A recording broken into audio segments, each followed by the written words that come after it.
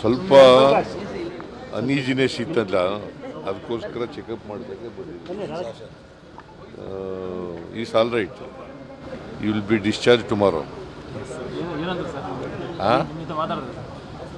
ಚೆನ್ನಾಗೇ ಮಾತಾಡ್ತಾರ್ರಿ, ನನ್ನ ಜೊತೆ ಮಾತಾಡೋದಲ್ಲ.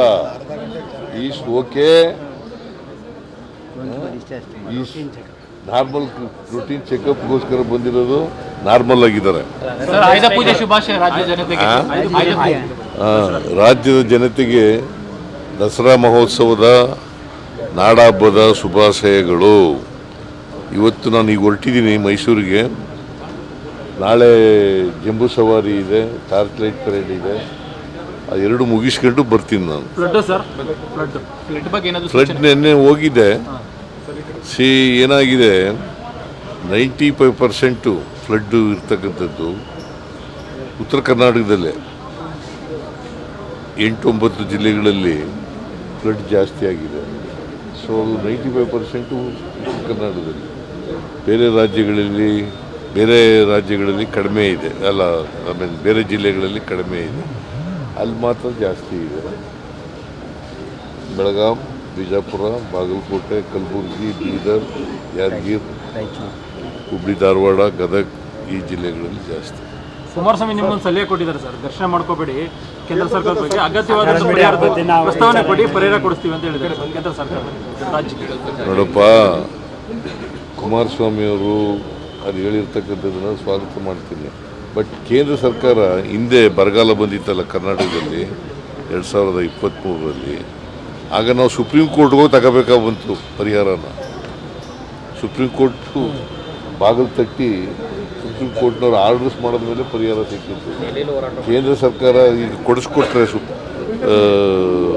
ನಮ್ಮ ಇವರು ಇದ್ದಾರಲ್ಲ, ಯಾರು ಕುಮಾರಸ್ವಾಮಿ ಇದ್ದಾರಲ್ಲ, ಕೊಡಿಸ್ಕೊಡ್ಲಿ, ಮೆಮೊರಾಂಡಮ್ ಕೊಡ್ತೀವಿ.